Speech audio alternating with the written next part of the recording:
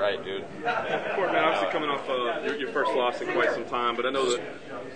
What's that? We're good. Yeah, you're good. First loss in quite some time, but obviously, I mean, the things that you've been through Almost in your 5 personal years, life. man. Yeah, so how did that affect you, man? I mean, how do you bounce that out? I mean, was it frustrating? Lit a fire under my ass, man. Absolutely lit a fire under my ass. So it helped me refocus, and going through something tough like that definitely makes you step up your game.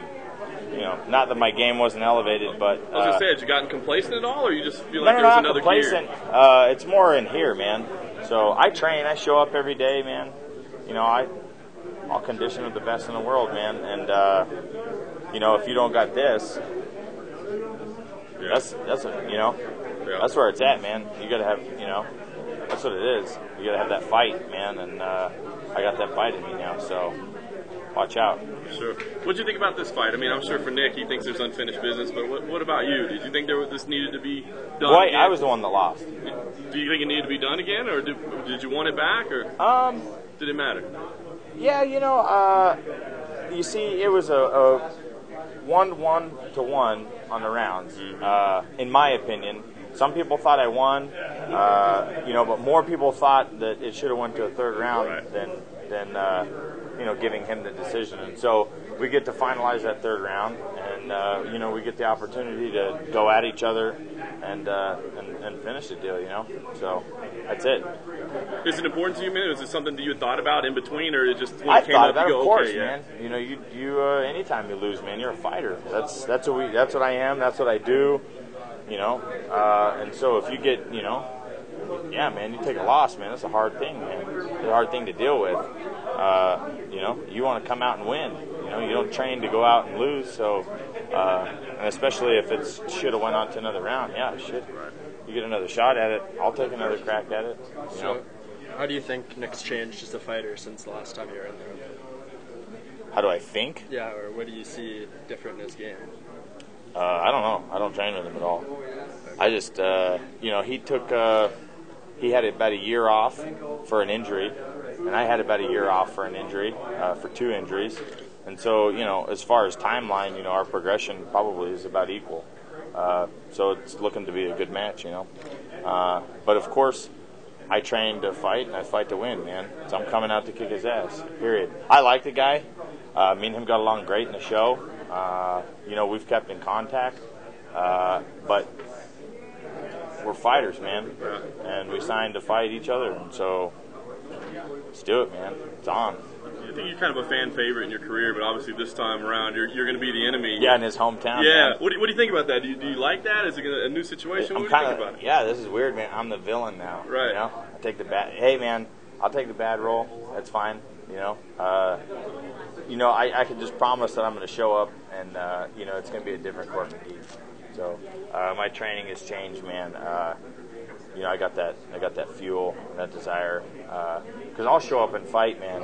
But the difference between greatness and not is sometimes just a little bit of heart, So I won't give up ever, but I got a little more fuel to fire. Prepared for a sold-out arena full of booze coming your way when you walk in? Hey, man, we're in. Booze, no booze, full, no full. I'm going to be there to fight. Don't care. So I'm coming after you, Nick. Well, speak about that. You talked about, I heard you talking about the farm boy, and here you are in Calgary. You just missed the Stampede. What are your thoughts about this area? Dude, I missed all kinds of good stuff. I had 2 of my buddies in Iowa catch 50-plus pound flathead. The fish I've been going after for a year, about a 30-pound brown trout, German brown trout, was caught while I was in camp. I had another kid up in Colorado who sent me like 4 or 5 pictures of some 4 and 5 pound. And then now I'm right next to the Bow River, and I can't fish. And I'm not going to fish. But I'm focused on my fight, that's why. But, hey, man, you got to give up. You got to give up a lot to do this sometimes. So, especially, but you got to give up a lot more than that. But What do you think about this little sort of expo feel going on here at the open workout? It's kind of neat seeing that. Yeah, that's kind of cool, man.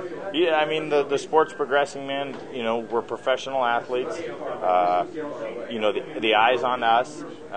People are starting to see how professional guys are. You know, you have Olympic athletes. You have the best athletes in the world.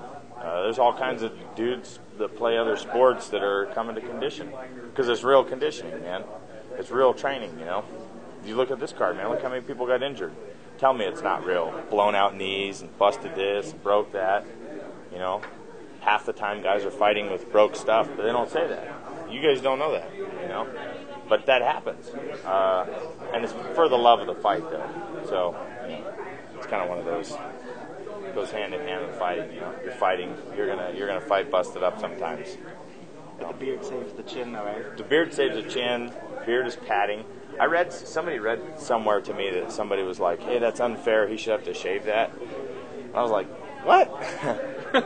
No, I will not shave this. But yeah, no, man. If you get hit in the chin, man, whether you got a little bit of hair there or not, it's not going to matter, man. Or a lot of hair, it's not going to matter. You know, it's yeah. You get clipped in the chin, you feel every bit of it, man. You still got the headache for a week. You still got the can't chew bubble gum for a week. Don't matter if you got a little hair on your chin. But I like having hair on the chin, so it's a family tradition, man. Family tradition. All right. Yeah. My grandpa was a lieutenant colonel in the military, and he retired, and so he grew his beard out. And I was like, man, I want to have a badass beard like Grandpa, you know. And then my dad. He grew a great big beard out. Every 6 months he had to trim it for respirator fit because he worked in the fuel docks on Hill Air Force Base. And so, you know, he would grow it out and then shave it, grow it out and shave it. And I was like, man, I wish I could have a beard. You know, as soon as I can have a beard, I'm going to grow a beard. So now I have a beard. I'm not shaving it. My wife made me shave it with my oldest son. He's 5 now, when he was born. And then she was like, okay, you can grow it back right after. So the last like, time you look like a child. Was it yeah. the baby picture? She just wanted one She's family all, picture with the baby. You can grow it back. And I was like, oh. So is that just a work in progress there, or is that like the full length that it's going to... Oh, no, you guys don't have no idea. I just trimmed it up, man. This thing was real a couple days ago. Yeah, I had the mustache and everything, man. Big old beard. And then I trimmed it up. You know, you clean up when you get on camera, but when you're in grappling with a bunch of dudes, you know, it's like, you know, whatever. Let it grow. Awesome. So, cool, man. Cool. All right. Thanks, man. Good to see you, brother. Yeah. Thanks, yeah, take care, man.